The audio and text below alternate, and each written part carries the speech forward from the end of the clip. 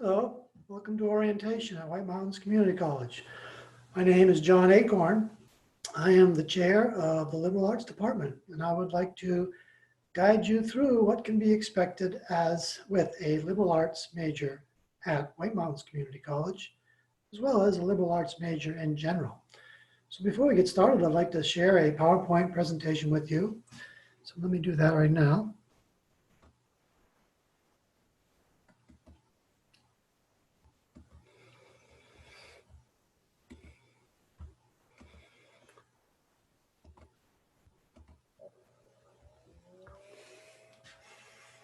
So once again, this is orientation, and it's going to give you a rundown of the liberal arts at White Mountains Community College.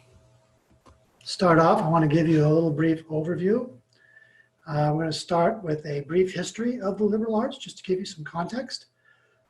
And then I'd like to move into the essential skills that we need in the 21st century, and then a little glimpse of the liberal arts curriculum at White Mountains Community College.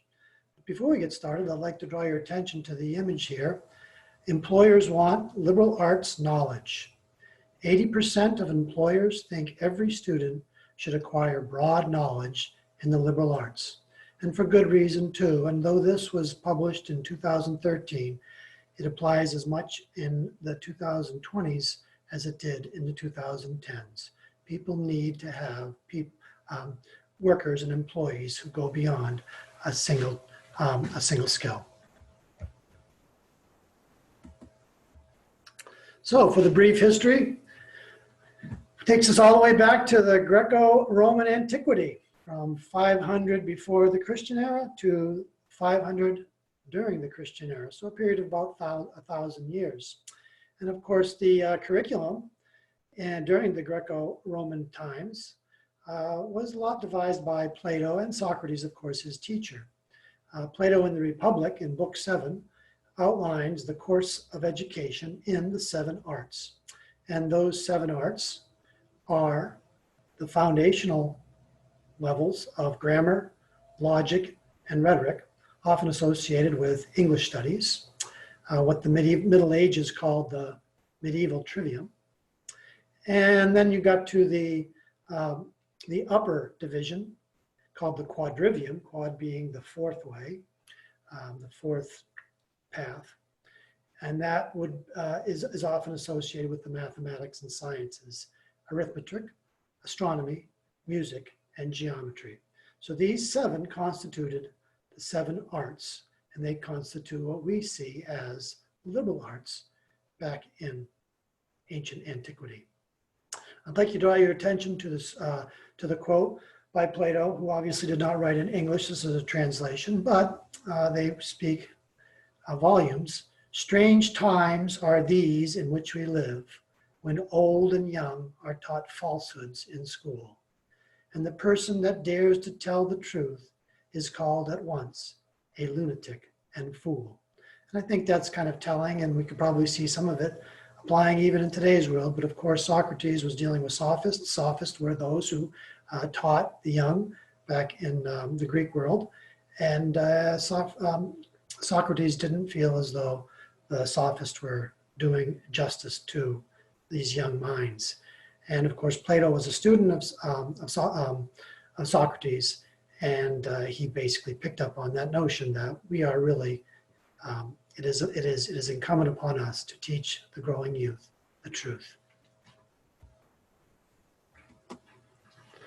So from the Middle Age, from antiquity to the Middle Ages, we move into a period from 6th century, often associated with Boethius, to the 14th century, which of course is the High Middle Ages, and Geoffrey Chaucer, of course, being one of the highest figures in literature during that period.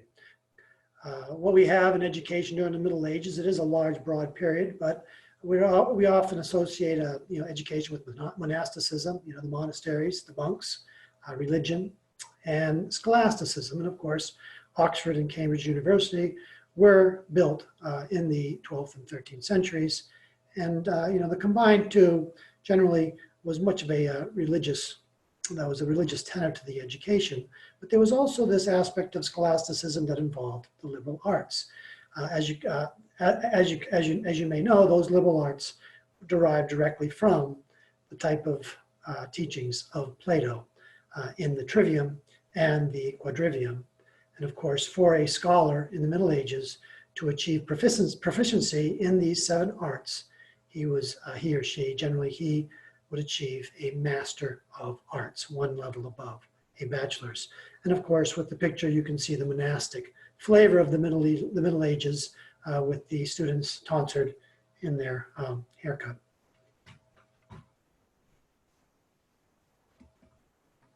So that moves us into the Renaissance, often known as the age of humanism, 14th and 16th centuries, obviously the age of Shakespeare, as we may know it.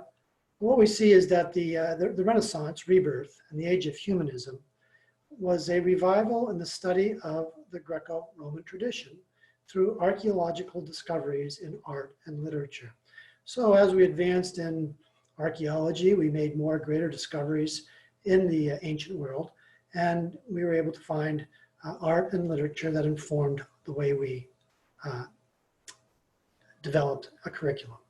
And in this case, the emphasis here in the age of humanism was on human excellence. There was a kind of a sense that the medieval scholasticism had become a little bit rigid and tight and pedantic, and they wanted to move away from there. They wanted to emphasize human excellence through the study of the humanities, and that's where we're at. Grammar, rhetoric, history, poetry, and moral philosophy. These are what really inspired greatness in the soul and developed the body and mind. After the Renaissance, of course, we move into 18th century neoclassicism. Of course, there's no mistake for the word classicism here, because the 18th century made further discoveries in classical antiquity, and they embraced the teachings and the art. And so they called their time, their period, as neoclassicism, the new age of classicism. And as the discoveries were in the visual arts, in music and theater and literature and architecture. So again, you can see their correspondence to the Trivium in particular, but also the Quadrivium. So there wasn't much change, although I must say that the picture here, the dictionary, the first dictionary by Samuel Johnson, an 18th century scholar, well known, he created the first English dictionary. And in addition to that, the 18th century is known for creating a slew of grammar rules, like what we call the grammar marms. Of course, then we have the Industrial Revolution, which kind of puts a wrench into things, quite literally. This is the 1760s into the 1840s is the first age, primarily covering things like coal and iron and, the steam engine. It was the mechanization of the means of production, i.e. the kind of industry we see in a mechanized world of production. There was a movement away from humanism, of course, not entirely. It wasn't like people totally thought that there was no use or value in humanism, but there was a kind of a philosophical, economical thrust towards what is called utilitarianism. John Stuart Mills and Jeremy Bentham being kind of the forefathers or the fathers of that movement. And basically the notion was the greatest happiness principle of utilitarianism. But happiness, of course, got a little contorted. What is the definition of happiness? And that was measured by something's utility, and thus the notion of money and how money is useful in a growing economy. And we have divisions of labor, and we have captains of industry. And there was a kind of a moving away. Charles Dickens, of course, in Hard Times, takes a pointed attack on the kind of loss of humanity, the loss of human values, humanism, imagination that was occurring as a result of this movement into utilitarianism. Well, of course, we jump forward again into the 21st century, the value of a liberal arts education. Nowadays, of course, even here at White Mountains Community College, We have a lot of programs, a lot of options. Many of the programs are in the trades. We have auto, we have welding, we have heavy diesel equipment. We have culinary and we have nursing. And many of these trades, they give job training and skills for specific occupations. But of course, these trades, if you're going to get an associate degree in these programs, they still require that you take general education courses, which are associated with the liberal arts. So once again, a recognition of the importance of liberal arts. Liberal arts provide not only, they don't provide the specific hard skills that you get on the job, say as a welder or as an auto mechanic, but they provide universal skills across all occupations that are essential for lateral and upward mobility. Once again, these kind of skills are the things that make you have the ability to move up the ladder on the corporate scale because of the skills that I will be showing you on the next slide. So what are these essential skills in the 21st century? The liberal arts teaches sharp communication skills, which is essentially to produce meaning through written, oral, and nonverbal expressions, the way we communicate with each other and get our meaning across. The liberal arts is also known for producing great critical thinking skills. With critical thinking skills, you are able to make sound judgments and informed decisions through consideration of various perspectives. That is to say, it is an open mind. Liberal arts also gives you leadership skills. You learn and you begin to work with others and collaborate. And part of that is not to be bullheaded. It's to find common ground and build relationships, to reach solutions that satisfy the interests of all. And I see I have satisfies. That should be satisfy. In addition, the liberal arts provide social, cultural, and artistic skills, which enable us to function as humans emotionally, intellectually, and creatively as individuals and as social beings. How we communicate, how we work together and understand one another, and also use our own creativity, innovation, and ability to work with others. And finally, the liberal arts provides the essential skills while they provide global perspective, an understanding of the world as something that is much bigger than we are as individuals. It enables us to become broad-minded and to recognize the importance of tolerance and diversity in this ever-changing, complex world. So what does the curriculum look like at the liberal arts curriculum look at White Mountains Community College? To begin, I should start that saying that one of the beauties of the White Mountains Community College and the liberal arts is that we have quality instructions from professors who know their business. They know their field, and they have a great care for the advancement of and for the intellectual growth of their students. I cannot highlight that enough.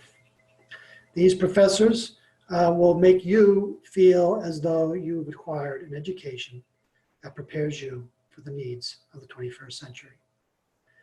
The courses that you need to take, the first two are specific courses. One is professional readiness, which is a freshman seminar, and it's 1 credit for 8 weeks. And basically, it gives you, it acclimates you to college life. Gives you the skills to navigate the resources that are available, to navigate the college online learning platforms. Essentially, it just gives you this, skills in time management, in stress management, all those critical things we need, note-taking we need in order to succeed at college. And once you've taken that, then you apply that to all the courses that you will be taking afterwards. Of course, everyone in the liberal arts, as well as most of the programs in associate degree, everyone needs to take college composition. For these, give you digital and electronic literacy skills, information literacy skills. It also gives you research skills, how to find information that's credible, reliable, current, and it helps you write a research paper, something that will prepare you for whatever other courses you're taking as you grow through your degree. It also requires a literature elective, one course in literature, English literature. This is, again, to expose you to some of the greatest writers of all time. And the idea is that went along with those writers. Part of the curriculum also requires that you take 3 courses in humanities. Well, of course, humanities is broad. It includes things like English and history and anthropology and philosophy. So you have to, you take 3 courses that cover the scope of the humanities. Once again, to make you adept and literate in the fields of the liberal, in the areas of the liberal arts. Of course, you wouldn't be complete without lab science electives, and you need to take 2 courses, things like chemistry or biology, or those kind of courses that involve labs where you're working hands-on in the lab. It also requires 2 math electives, because the math electives are 4 credits. And again, we remember the quadrivium, which talks about the importance of these math skills. So you can take things like algebra or quantitative reasoning, calculus, you can take statistics. And to kind of get full circle, you also need 3 courses, 9 credits in the social sciences. So these are kind of things like psychology, the study of the mind, and sociology, study of humans as they interact as social beings. And at that point, the liberal arts program at White Mountains Community College also gives you more options to take any liberal arts elective, whatever if you found that you want to take a course in guitar, how to learn how to play the guitar, the drum, you can take a liberal arts elective that teaches you these skills. You can take some art, say drawing or painting, or at least coloring with using color and pastel. Or you can take more English courses or more history courses. So it kind of opens up, allows you to kind of fill in places that either you haven't really felt as though you've experienced or learned before, or to really bolster an area that you have a particular leaning toward. And likewise, the open electives is, again, liberal arts is associated with, kind of like all of the above, social sciences, mathematics, lab science, humanities, English, and those kind of things. Open electives go even broader, and you pretty much can take anything that you want, 3 courses that are generally not, the only things you won't be able to take are kind of random courses and say cohort programs, where those are restricted to a certain number of students who are in a degree and they work as a group. But other than that, it's pretty much open to you to just explore areas that you probably never really had the option to do before. So what does a degree in liberal arts offer? Clearly job opportunity. We've talked about that, the 80% figure that we looked at to begin this slideshow. That 80% of employers want people to have skills in the liberal arts because it makes you a full human. Less robotic, I guess. And it provides upward mobility because it gives you skills that are needed to climb the ladder. It provides you with an open mind. Bigotry has no place. Open mind is the ability to look at all different perspectives and see that there is importance in tolerance and diversity.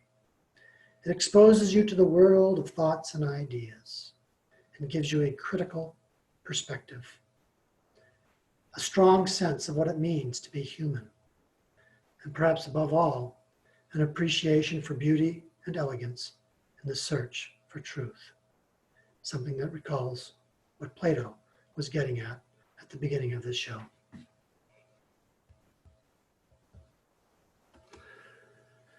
So welcome to orientation again, and I just want to add just a few things more. This associate degrees in liberal arts gives you 63 credits, And you can use those credits if you want to pursue a bachelor's and move to another college.